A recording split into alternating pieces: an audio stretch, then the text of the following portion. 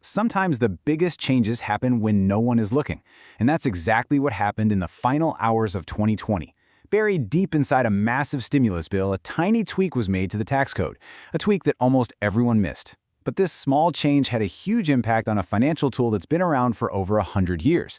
So we're going to break down this little-known update to IRS Section 7702, and more importantly, what it means for you. So here's the big question we're tackling. How did one single, almost hidden legislative change manage to breathe all this new life and power into something as old and established as life insurance? I mean, it's a pretty wild story of economic pressure meeting some very quiet, very clever legislative maneuvering.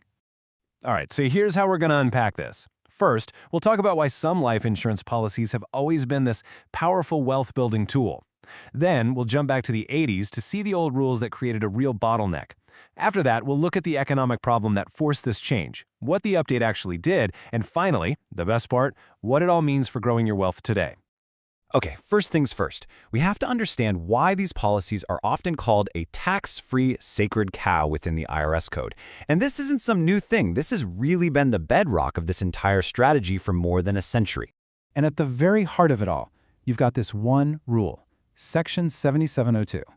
Think of it as the gatekeeper. It's the part of the tax code that draws a line in the sand and says, if your policy looks like this, it qualifies for some incredible tax advantages. It's what separates a legitimate life insurance contract from something that's just a tax shelter.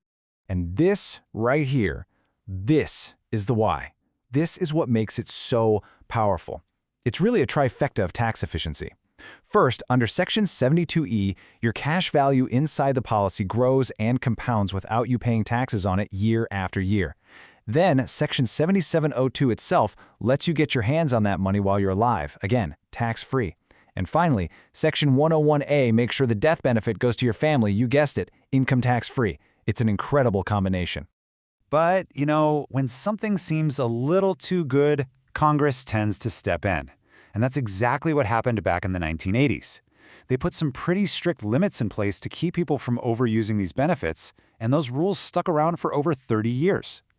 Yeah, the 80s brought this whole alphabet soup of laws. You had TEFRA, then DFRA, and then TAMRA. And each one added another layer of rules, basically building a fence around these tax benefits to make sure the main point of the product was still, life insurance.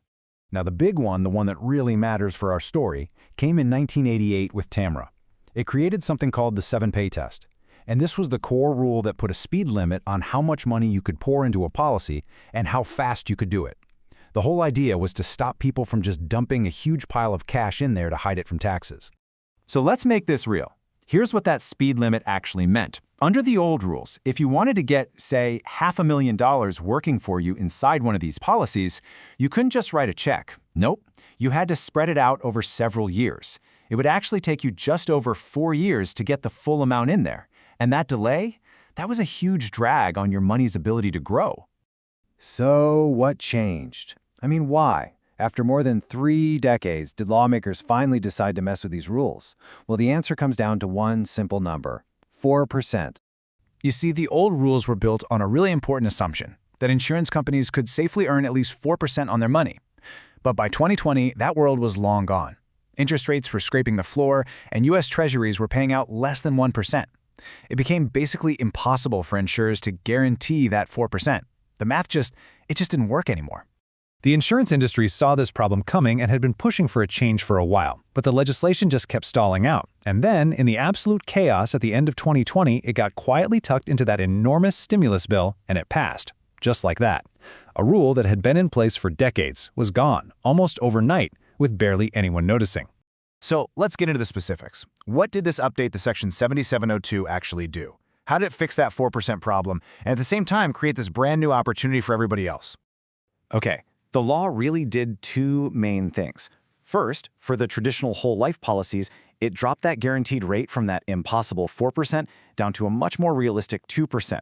But, and this is the big one, the real game changer was for other kinds of policies, like Indexed Universal Life, or IUL.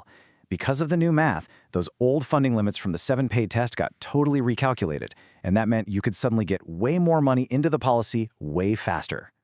And that, my friends, brings us to the payoff. Because this isn't just some boring technical change for insurance companies. No way. This has a direct and really powerful impact on how you can use these policies to build wealth. It really creates this amazing ripple effect of benefits. Let's go right back to our $500,000 example. Remember how the old way took you over 4 years to get your money in? Well, under these new rules, you can get that exact same $500,000 into the policy in as little as 2 years and 1 day. You've effectively chopped your funding time in half. That is huge. And that speed creates this incredible chain reaction. First, you get more of your money working for you sooner. That means it starts compounding earlier. That in turn accelerates your growth and juices your internal rate of return much more quickly. And here's the kicker. Because your cash value builds up so much faster, it can actually help lower the net cost of the insurance itself over the long haul. So, what's the bottom line here? Let's boil it all down. This quiet change in 2020 means you can fund these policies much, much faster. This supercharges their tax-free growth potential and can lead to seriously better performance down the road. And while it helps all kinds of policies, it's really the Indexed Universal Life, or IUL policies, that saw the biggest benefits from all this new flexibility. And all of this leads us to one final, really interesting question. By getting rid of a 30-year-old speed limit and letting our money get to work faster than ever, has this quiet little change accidentally turned cash value life insurance into one of the single most powerful and efficient tax-free retirement tools out there today? It's definitely something to think about.